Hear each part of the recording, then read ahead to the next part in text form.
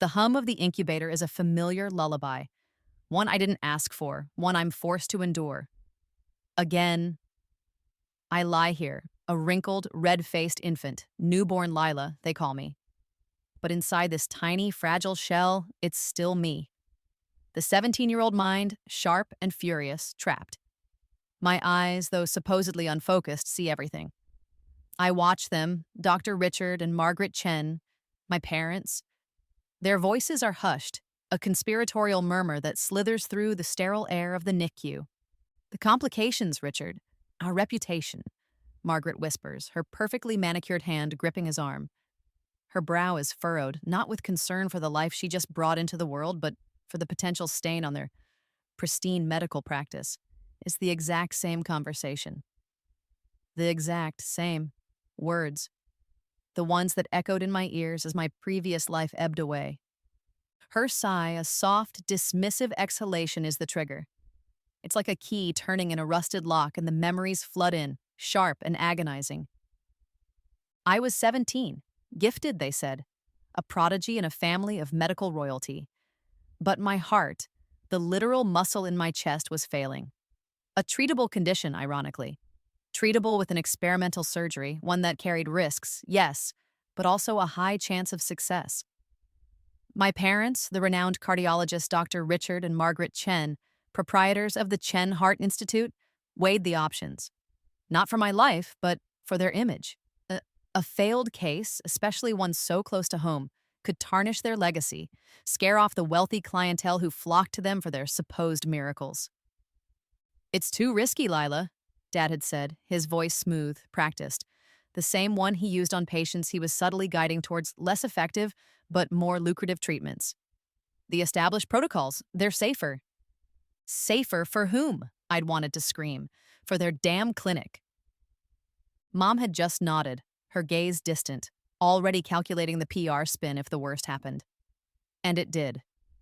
I remember the relentless beeping of the machines, the cold dread seeping into my bones, and Nurse Elena Vasquez holding my hand, her face a mask of grief and impotent rage. She was the only one who fought for me, who argued for the surgery, who saw me as a person, not a liability. "We need to discuss options," Richard is saying now, his voice pulling me back to the present, to this tiny, useless body. He glances at my incubator, a flicker of something annoyance, disgust in his eyes. "For this situation." Margaret nods, her expression tight. "A long-term care facility, perhaps, discreet, out of sight. We can say it was a tragic, unavoidable outcome." My tiny fists clench. The fury, the remembered betrayal. It's a living thing inside me, coiling and writhing.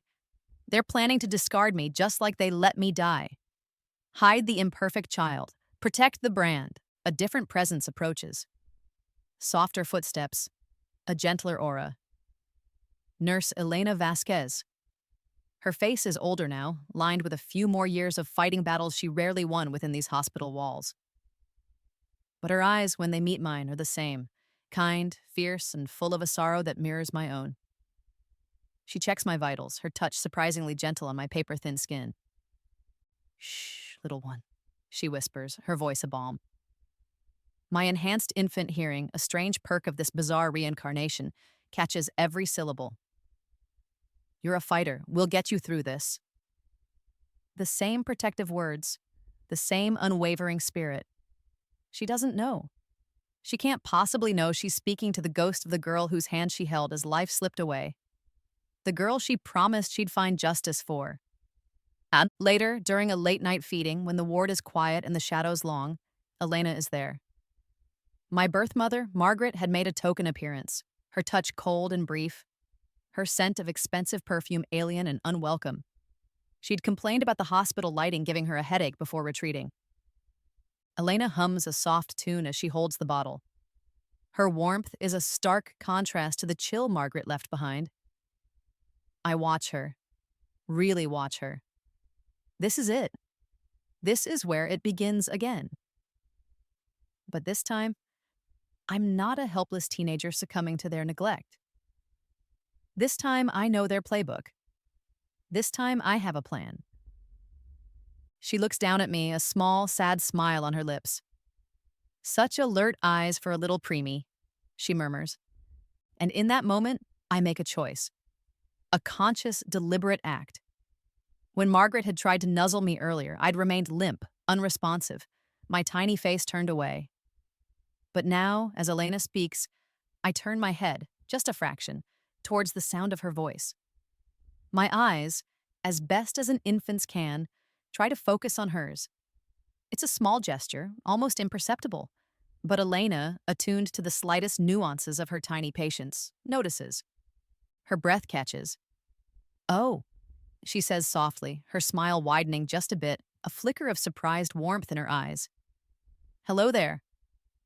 It's not forgiveness, it's strategy.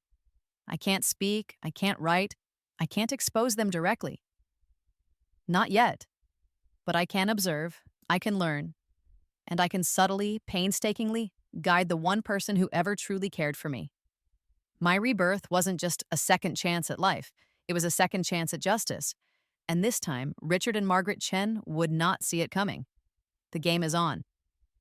The days in the NICU blur into a monotonous cycle of beeps, hushed voices, and the constant, sterile smell that I associate with my previous demise. But this time, I am not merely a patient. I am a spy in a bassinet. My parents, Dr. Richard and Margaret Chen, float in and out, their concern performative, their conversations always circling back to their clinic, their reputation, their money. I feign typical newborn responses. The weak cries, the jerky movements, the vacant stares, all while absorbing every detail. I watch them with other families. The desperate parents hanging on their every word, faces etched with fear and hope. I see the subtle manipulations, the way Dad gently steers them towards the most expensive, often unnecessary procedures. Cutting edge, he calls them. The very best chance for your little one. His voice is a symphony of false reassurance. Mom plays her part too. The compassionate but firm matriarch of medicine, nodding gravely, her presence lending an air of unimpeachable authority. They are a well-oiled machine, preying on vulnerability. Their patient roster, their current schemes, it's all information, data for my silent war. One afternoon, while I'm supposedly asleep, their voices sharpen with excitement. "The grant came through," Richard exclaims, a rare, genuine smile creasing his face. "The Ellison funding for the cardio-regenerative study, Phase 1 approved. My tiny heart, the very organ that failed me before and is now paradoxically strong in this new fragile body, gives a lurch. The Ellison grant, I remember it, the cornerstone of their early empire. The research was a sham, the data falsified, the results fabricated to attract more funding, more prestige. They'd built their kingdom on a foundation of lies, and here they were, laying the same rotten bricks again." I listen from my crib, their triumphant words echoing in my mind. Another piece of the puzzle, I think. Another weapon for later. Nurse Elena is my sanctuary. Her shifts are beacons of genuine warmth in this cold, calculated world. She's taken to spending her breaks by my incubator, reading aloud from medical journals. Not the dry, technical jargon, but articles about community health initiatives, new approaches to patient advocacy, stories of doctors who prioritize care over profit. "Imagine, Lila," she'd said one afternoon, her voice soft but filled with passion. "A clinic where no one is turned away, where every patient gets the best possible care, regardless of their ability to pay." She sighs, a wistful sound. "Just a dream, I guess. Takes a lot of money, a lot of connections."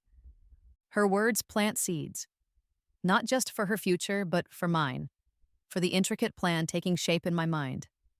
Her motivations are pure, untainted by the greed that consumes my parents. She speaks of healing, of compassion. My parents speak of revenue streams and board meetings. The contrast is thrown into even sharper relief when they bring Victoria to visit. Victoria, their golden child. Adopted a few years after my previous death. She's a cherubic toddler now, with bouncy curls and a bright, innocent smile. My parents transform in her presence. They coo, they laugh, they shower her with affection and expensive-looking toys.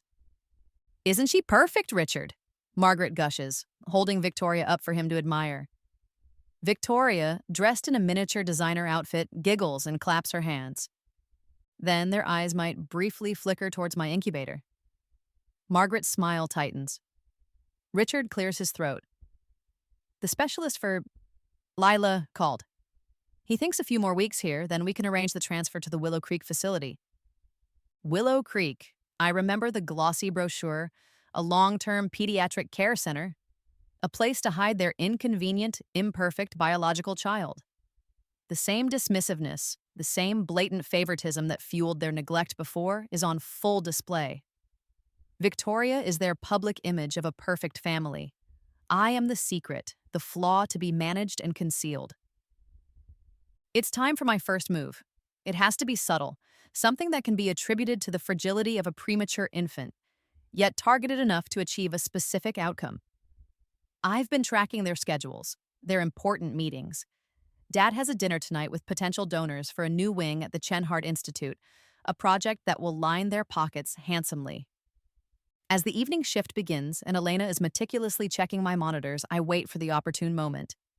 Just as Dad pokes his head into the NICU for a brief, perfunctory check-in before his important dinner, looking more at his Rolex than at me, I trigger it.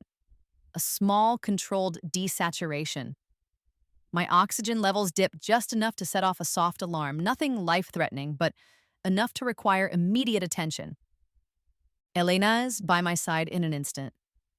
"Easy there, little fighter," she murmurs, her skilled hands making adjustments, her calm voice soothing. Dad hovers in the doorway, his impatience a palpable aura. "Is she all right?" he asks, his tone betraying his annoyance at the delay. "She just had a little dip, Dr. Chen," Elena says, her focus entirely on me. "Common in preemies. She's stabilizing now."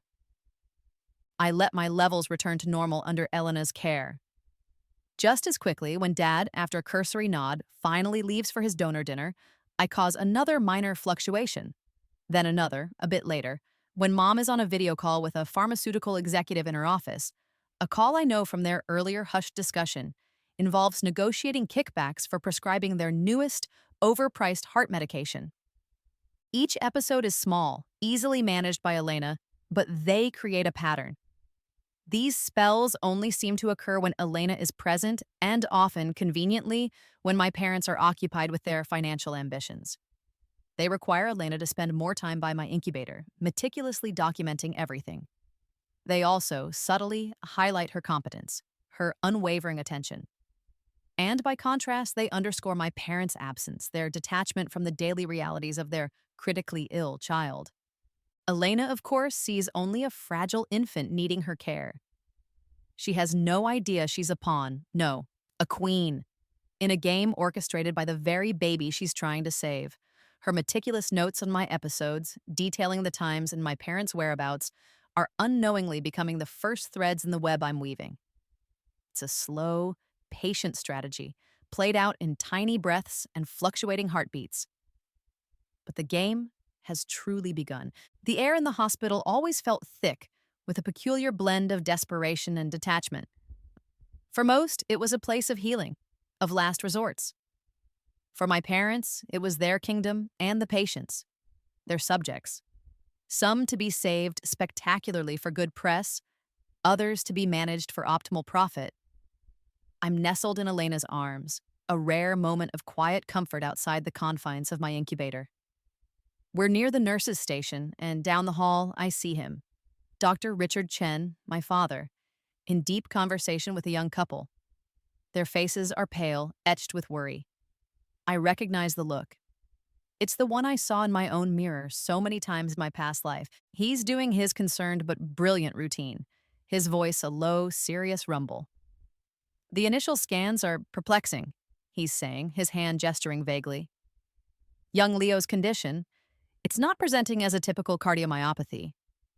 We'll need to run a more extensive series of tests, perhaps explore some advanced imaging, keep him here for closer observation." I know what he's doing. Leo.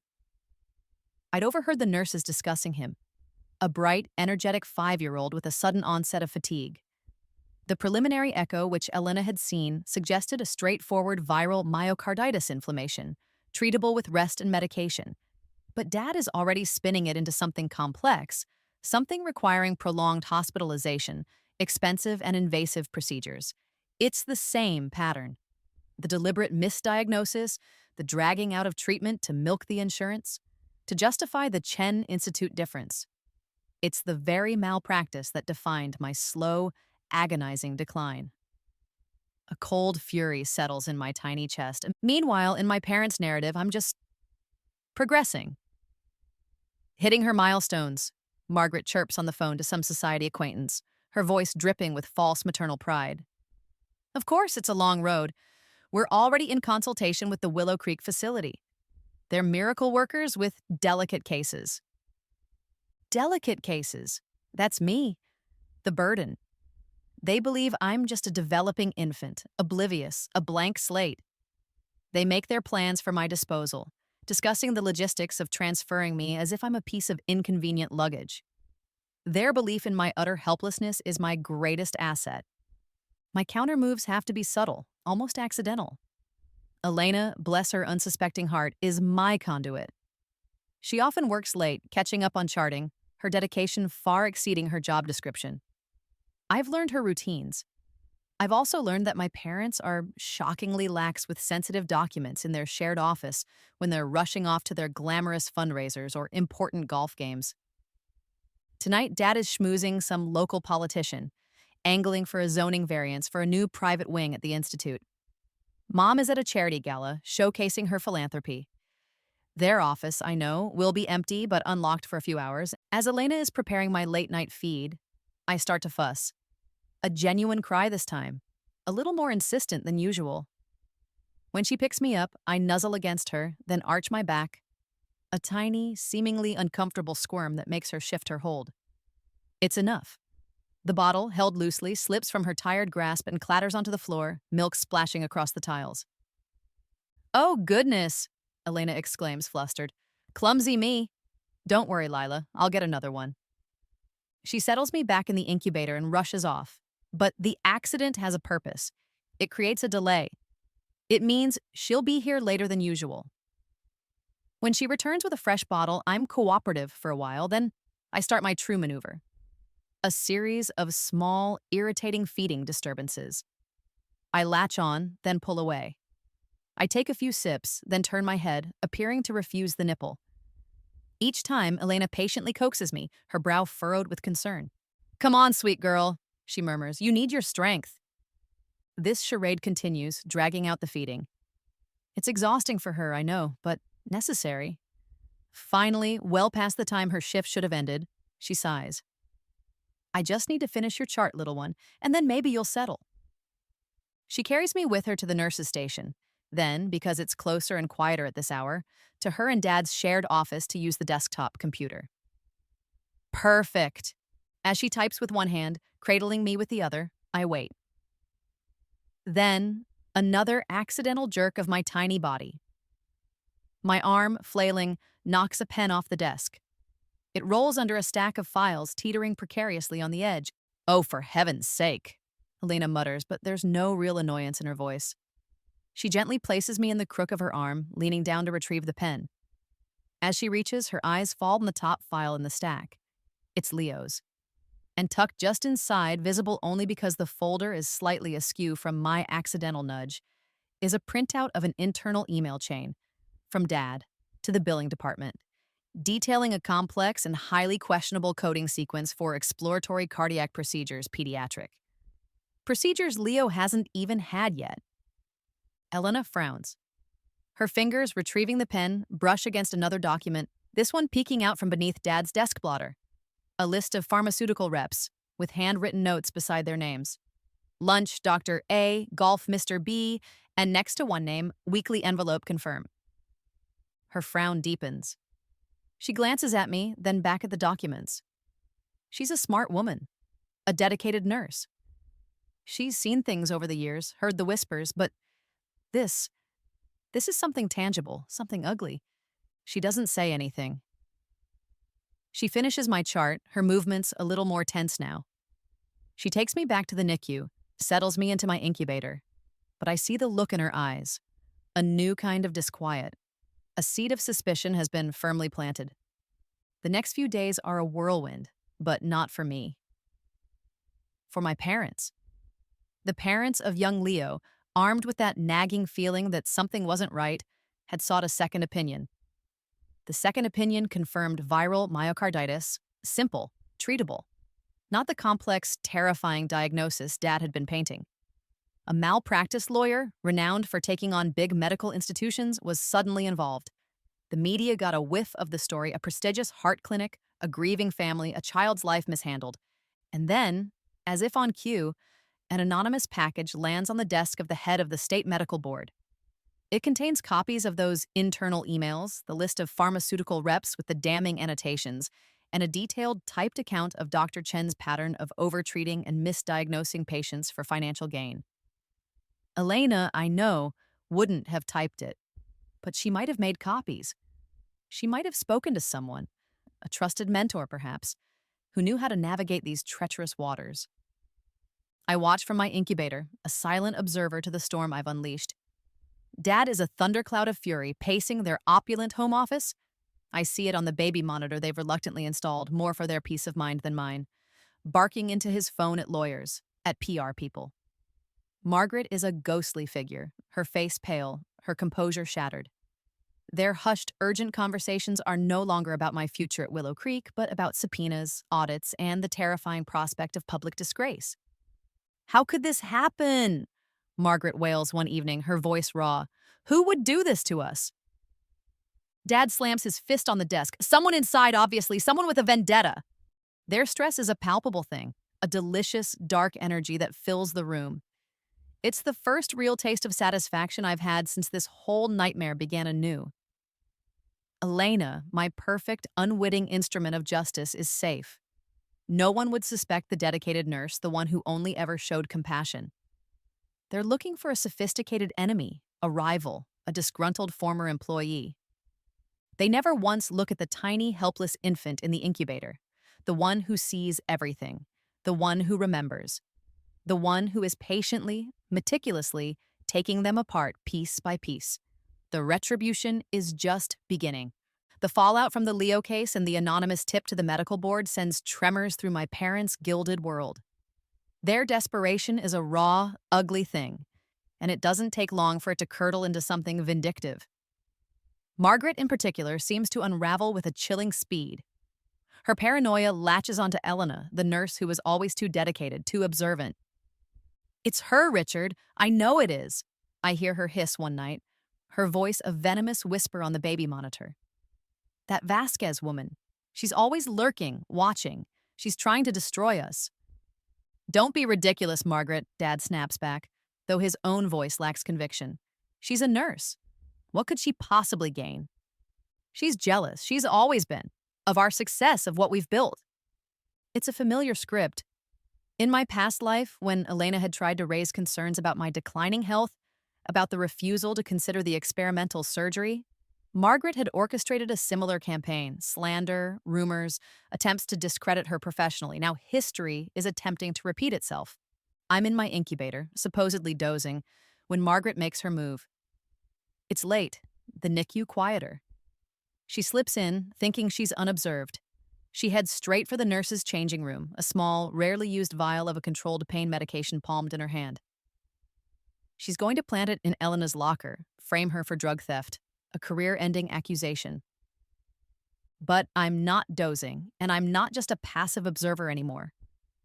My physical development, while still within the normal range for a preemie, has been subtly advanced by my conscious effort.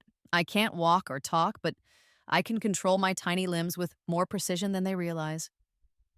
Elena had left her phone on the small charting desk just outside my room. Earlier, she'd been showing me pictures of her scruffy terrier, her voice soft and fond. Now, as Margaret is inside the changing room, her back to the corridor, I begin to fuss. A series of increasingly agitated movements. I kick my legs, my tiny arms flailing. I manage to roll, a clumsy, lurching movement, but enough. My flailing hand connects with the edge of the bassinet, and with a surprisingly forceful nudge for an infant, I knock a spare receiving blanket onto the floor. It lands with a soft thump. Not enough. I try again, a more desperate wriggle. My tiny fist connects with the side of a plastic medical supply box left too close to my incubator. It tips, spilling a few individually wrapped alcohol swabs. Still not enough to draw Elena out from the nurse's station down the hall where she's conferring with a doctor. Then I see it. Elena's phone, still on the charting desk. If I can, with a grunt of effort that feels monumental, I arch my back and kick out, a surprisingly coordinated for an infant movement. My foot connects with the leg of the small wheeled medication cart parked beside my incubator. It's not a hard kick, but it's enough to make the cart wobble. It's enough to dislodge a small metal basin that was perched on its edge. The basin clatters loudly to the floor. This time, it works. Elena and the doctor both look up. "What was that?" Elena says, frowning. She excuses herself and walks briskly towards my room. As she approaches, she sees the fallen basin, the blanket, the swabs. She sighs, a small, tired sound. "Oh, Lila, you're having a party in here, are you?" She steps into the room to check on me, and as she does, she glances towards the changing room. The door is slightly ajar. She sees a flicker of movement. Margaret, looking furtive. Elena's eyes narrow. She picks up the fallen basin. Then, as if on instinct, she glances at her phone, still on the charting desk. She'd been in the middle of a text to her sister when the doctor called her over. The screen is still lit, and the camera app, which she'd been using to show me the dog pictures, is still open. Facing the changing room door, recording. A slow smile, cold and dangerous, touches Elena's lips. She doesn't let on that she's seen anything. She calmly checks my vitals, murmurs soothing words, then tidies the small mess. But I see the new resolve in her eyes. Margaret's clumsy attempt at a frame-up has just handed Elena irrefutable proof. My accidental clumsiness had a purpose after all. Dad, oblivious to Margaret's botched sabotage, tries a different tactic. He pulls strings, calls in favors. He wants Elena transferred. She's becoming overly attached to the infant, he tells the hospital administrator, his voice oozing false concern. It's clouding her judgment. Perhaps a less emotionally demanding department would be more suitable. But I have other plans. Suddenly, my minor medical episodes take on a new pattern. They only occur when Elena isn't on shift. When another nurse is tending to me, I'll have a desaturation, a bradycardic spell. Nothing serious enough to cause lasting harm, but enough to alarm the staff, enough to require meticulous documentation, and Elena's specific, calming intervention when she returns. The other nurses, frustrated and a little unnerved, start requesting Elena specifically for my care. The administration, faced with a difficult and highly sensitive patient, that's me, and the documented fact that I am most stable under Nurse Vasquez's care, reluctantly rescinds the transfer order. Elena stays, right where I need her. Now it's time to introduce a new element to their unraveling. My past life knowledge isn't just about their medical malpractice. I also remember hushed late-night arguments, glimpses of spreadsheets on Dad's computer, talk of offshore entities and creative accounting. They weren't just negligent doctors, they were tax evaders, masters of financial fraud. This requires a more delicate touch. I can't exactly point Elena to a Cayman Islands bank account, but I can guide her. My parents, in their escalating panic, are becoming careless.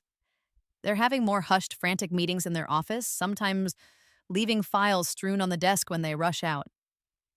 During one of Elena's late shifts, while she's holding me and quietly humming, I begin to cry. Not a typical infant cry.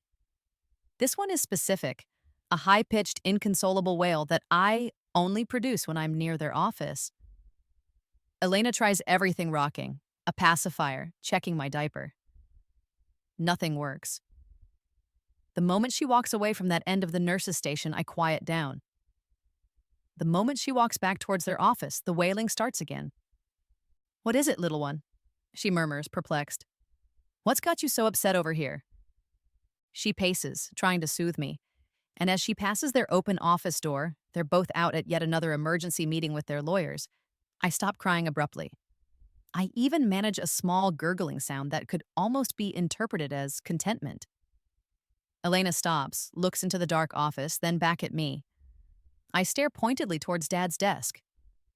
Curiosity and a growing sense of unease about the Chens gets the better of her. She steps inside just for a moment. On the desk, left out in their haste, is a folder. It's not medical. It's labeled Project Sparrow Private. Inside, not deeply hidden at all, are statements from an offshore bank, details of shell corporations, documents that would make any forensic accountant salivate. Elena's eyes widen. She quickly backs out of the office, her heart pounding. She doesn't take anything, not yet. But she's seen it. The seed is planted. The pressure cooker that is my parents' life is about to explode. The malpractice suit is moving forward. The medical board investigation is intensifying. Now, the IRS, acting on an anonymous tip, Elena, I suspect, found a way, is sniffing around their convoluted finances. Their carefully constructed empire is crumbling around them. The arguments are no longer hushed. They're raw, furious, echoing through the house via the baby monitor. This is your fault, Richard. Your sloppy accounting. My fault? You were the one who had to have the villa in Tuscany, the designer, everything. You bled us dry with your spending. I bled us dry? You and your ridiculous research grants that never produced a damn thing except more debt. They're turning on each other. Their partnership, once a formidable alliance of ambition and greed, now a viper's nest of blame and recrimination. I listen from my crib, a tiny, impartial judge, savoring their paranoia, their mutual accusations. Their marriage is deteriorating just as I planned, their empire is unraveling, and they still have no idea who's pulling the strings. The quiet hum of the NICU is a stark contrast to the turmoil I know is raging within the Chen household. Elena is on the night shift. She's been more subdued lately, a thoughtful, almost troubled look in her eyes whenever she looks at me. She knows something is deeply wrong with my parents, with their ethics, their finances. She has pieces of the puzzle, collected through my subtle nudges and her own growing suspicions. But she doesn't have the full picture, not yet. Tonight the ward is unusually peaceful. Most of the other tiny patients are stable, their parents gone home for a few precious hours of rest. Elena finishes her rounds and pulls a chair up to my incubator. She often talks to me during these quiet hours, a habit she developed when I was her only patient who seemed to actively listen. You know, Lila, she says softly, her voice barely above a whisper. You're a little miracle, aren't you? So tiny, yet so strong. She reaches a finger through the incubator porthole, gently stroking my cheek. Her touch is warm, hesitant. There's something about you, something wise in those big eyes. This is it, the moment. I can't keep her in the dark any longer. She's proven her loyalty, her courage. She's the only one I can trust. But how do you tell someone you're a reincarnated genius? Orchestrating revenge from a neonatal intensive care unit. I focus all my will, all my 17 years of intellect, into this tiny, underdeveloped body. My vocal cords are rudimentary, my muscle control infantile. But I have to try. She's looking at me, a gentle smile on her face. I meet her gaze, and then I speak. It's not a coo, not a gurgle. It's a word, formed, deliberate. Na. The sound is weak, raspy, barely audible, but it's there. Her name. Elena freezes, her eyes widen, her smile vanishing, replaced by stunned disbelief. She pulls her hand back as if she's been burned. What did you say? I try again, pushing against the physical limitations. Ina, help! Tears prickle at my eyes. Not infant tears of discomfort, but tears of frustration, of the sheer effort it takes. Elena stares at me, her face pale. No, that's impossible. Babies can't, you can't. I need to show her more. Something undeniable. I focus on the monitor beside my incubator, the one displaying my heart rate, oxygen saturation, the familiar green and blue lines. I remember my medical charts from my past life, the complex terminology, the specific drug interactions Dad had been researching for his fraudulent study. Again, I force the sounds. Amiodarone tox I city. It's a garbled mess, but the keywords are there. Amiodarone, toxicity, a specific, complex medical concept no infant could possibly comprehend, let alone articulate. Elena gasps, her hand flying to her mouth. She looks from me to the monitor, then back to me. The color drains from her face. How do you know that word? This is the leap of faith. I lock my gaze with hers, trying to pour all my conviction, all my truth into that single, desperate look. Dead. I was dead. Help me. Stop. Them. The room is silent, save for the gentle hum of the equipment. Elena is trembling, her eyes wide with a mixture of terror and dawning comprehension. She looks at me, this tiny infant, and for the first time, I think she sees me. Not just Lila the preemie, but someone, something else. You, you were, she whispers, her voice shaking. The girl, the heart condition, the one your parents, they let her die. I manage a tiny affirmative sound, a small, choked sob that is more than just infant distress. Elena sinks into the chair, her body sagging as if the strength has been knocked out of her. Oh my God, she breathes. It's you. You came back. The initial shock, the sheer impossibility of it, slowly begins to recede from her face, replaced by a rising tide of protective fury. The pieces click into place for her. My unusual alertness, my parents' strange detachment, their escalating legal troubles, the coincidences that led her to incriminating evidence. It all makes a terrible, supernatural kind of sense now. They killed you, she says, her voice low, vibrating with anger. They chose their clinic, their money, over your life. I make a sound of agreement, a tiny whimper of remembered pain. And now, Elena continues, her eyes blazing, they're trying to discard you again. Willow Creek. I look at her, trying to convey the urgency. Stop! Them! Please! Elena leans forward, her face close to the incubator. The fear is gone, replaced by a fierce determination I remember so well from before, when she fought for me against their indifference. Lila, she says, her voice firm now, tell me everything. Tell me how they did it. Tell me how we make them pay. My ultimate plan. It was never just about my own personal revenge, satisfying as that might be. It was about justice. For me, yes, but also for all the other patients they'd harmed, for the system they'd corrupted. And Elena, with her integrity, her courage, was always meant to be the one to bring it to light. My infant status was the perfect cover, allowing me to gather information, to subtly manipulate events without suspicion. Elena would be the whistleblower, the hero. She would get the credit and the protection that came with it. Over the next few hours, in hushed tones with painstakingly formed words and gestures, I begin to tell her. Fragments of my past life, the crucial details of their fraudulent research, the location of the hidden financial records, the falsified patient charts I knew they kept. I guide her mentally through the labyrinth of their crimes. The power dynamic in that small, quiet NICU room shifts completely. Elena is no longer just a nurse caring for a helpless infant. She's a warrior, armed with an impossible truth, allied with a brilliant reincarnated strategist. She looks at me not with pity, but with a fierce, protective awe. They won't get away with it this time, Lila, she vows, her hand resting gently on the incubator. I promise you, we'll burn their kingdom to the ground. And I, tiny Lila, secure in the knowledge that my most trusted ally finally understands, finally knows the full, horrifying truth, allow myself a moment of peace. The game is entering its final devastating phase. The courtroom is a circus, and my parents are the lead clowns, though they don't see the irony. Dr. Richard and Margaret Chen, stripped of their white coats, their faces pale and haggard under the harsh fluorescent lights, are trying to sell a narrative of victimhood. They face a mountain of charges: medical malpractice, multiple counts of fraud, tax evasion, and now, thanks to Elena's carefully compiled evidence, even conspiracy. Their strategy is as desperate as it is pathetic. They want to use me, baby Lila, as a sympathy prop.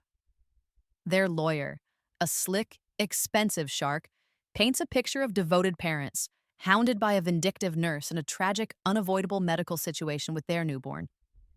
These are loving parents, he booms, gesturing towards Richard and Margaret, who are dabbing at their eyes with practiced sorrow. Grief-stricken by their daughter's precarious health, and now facing these outrageous, baseless accusations. He even has the audacity to suggest that I should be in their custody. A child needs its parents, especially a child with such challenges.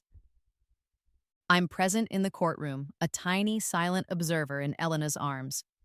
I am, as their lawyer puts it, Exhibit A for their supposed parental devotion. But the effect is not what they intend. Under Elena's care, I am thriving. I'm a healthy, alert baby, my eyes following the proceedings with an unnerving focus for my age. The contrast between my current state and the Chen's earlier attempts to institutionalize me is stark. Then, Elena takes the stand. She is calm, composed, her voice clear and steady as she recounts not my supernatural story, but the cold, hard facts. The neglect she witnessed, the falsified records she discovered, the conversations she overheard, the deliberate misdiagnoses, the kickbacks, the offshore accounts. Each word is a nail in their coffin. She presents the evidence meticulously, the financial documents I guided her to, the recordings of Margaret attempting to frame her, the patient testimonials from families the Chens had exploited. She speaks of my unusual spells that only occurred when my parents were absent, of my remarkable improvement once she was consistently assigned my care. She doesn't need to mention reincarnation. The truth of their callousness is damning enough. Dr. and Mrs. Chen showed a consistent pattern of prioritizing their financial and reputational concerns far above the medical needs of their patients, including their own biological daughter, Lila, Elena states, her gaze unwavering as she looks directly at my parents. Richard and Margaret stare back, their faces masks of indignant fury. The courtroom is silent, captivated. When it's Richard's turn to plead, his composure cracks. He's no longer the confident, authoritative doctor. He's a desperate man, his voice trembling. He speaks of stress, of misunderstandings, of the pressures of running a high-profile clinic. He even tries to claim a sudden, profound paternal love for me. Lila, she's my daughter, he chokes out, tears welling in his eyes. I know we made mistakes. We were overwhelmed, but we love her. We can do better, please. Just give us a chance to be her parents. Margaret follows, her performance even more theatrical. She weeps, she begs. She tries to appeal to Elena directly, a twisted plea for solidarity. Elena, please, she sobs, her voice honeyed with false remorse. You're a woman. You understand a mother's heart. Take the money, whatever you want. Just let us have our daughter. Disappear with her if you must. We won't stop you. Just don't do this to us. They are utterly oblivious. They still see Elena as the primary architect of their downfall, perhaps manipulated by rivals, but fundamentally a nurse they could buy or intimidate. They have no concept, not even in their wildest nightmares, that the placid infant in Elena's arms is the one who orchestrated their ruin, the one who remembers every lie, every act of cruelty, every moment of neglect from a life they cut short. Inside, I feel a strange calm, a cold, quiet refusal of their pleas. There is no pity, no flicker of doubt. I remember my own final, desperate moments in my previous life. The fear, the pain, the crushing loneliness, as I realized they were choosing their clinic over my breath. They showed no mercy then. I feel no mercy now. Their tears are meaningless, their promises hollow. They are not victims. They are perpetrators, finally facing the consequences of their choices. The judge's gavel falls with a resounding crack. The verdict is swift, unequivocal, guilty, on almost all charges. Their medical licenses are revoked permanently. They face significant prison sentences for fraud and malpractice, and most satisfyingly, all parental rights to Lila Chen are irrevocably terminated. Custody is awarded to nurse Elena Vasquez. The courtroom erupts in a low murmur. Elena pulls me closer, her own eyes wet, but with relief, with triumph.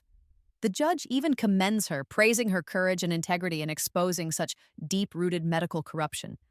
She is hailed as a hero. I look at Richard and Margaret. Their faces are ashen, their bodies slumped in defeat.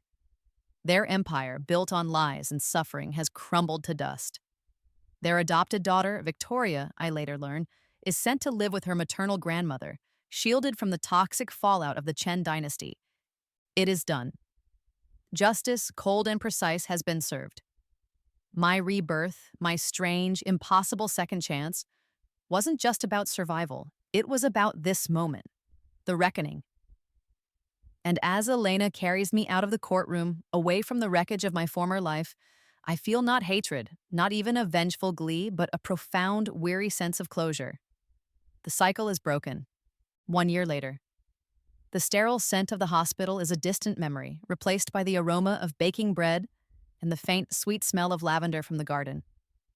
Elena's home is modest, a small, sun-filled house with a slightly overgrown yard and a porch swing that creaks a welcome. It's filled with laughter, with books, with the happy chaos of a toddler learning to explore the world. That toddler is me. I'm Lila Vasquez now. I play with wooden blocks, my tongue poked out in concentration as I attempt to build a tower that inevitably topples. Elena, when she's not chasing after me or rescuing household objects from my curious grasp, studies at the kitchen table. She's working towards her nurse practitioner degree, a dream she'd almost given up on. The whistleblower rewards and a hefty settlement from the hospital for their gross negligence in overseeing the Chen's corrupt practices have made it possible. We don't talk about Richard and Margaret Chen much. Their names occasionally surface in news reports Elena skims online. Dr. Chen, I gather, now sells medical equipment, his charm and persuasiveness finding a new, less destructive outlet. Margaret serves community service hours at a local soup kitchen, her designer clothes replaced by a drab apron, her social standing obliterated.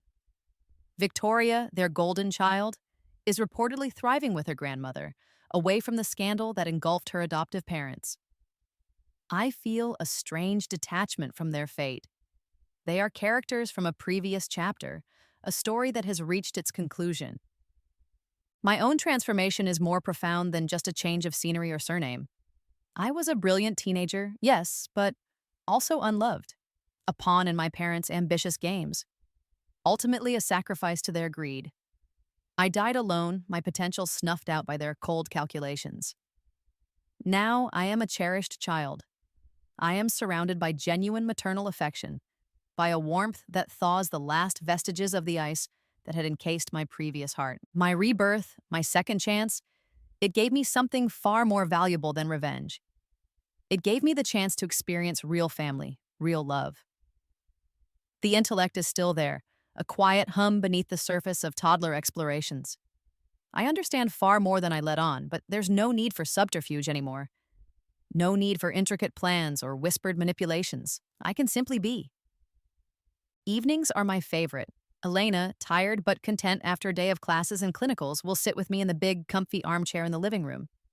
The nursery, once a sterile NICU room, is now filled with colorful educational toys, stacks of picture books, and a mobile of smiling planets that dances above my crib. No medical equipment, no beeping monitors, just peace. She reads to me, her voice soft and animated as she brings tales of brave knights and talking animals to life. I snuggle against her, her arm a secure, comforting presence around me. I no longer need to hide my advanced understanding.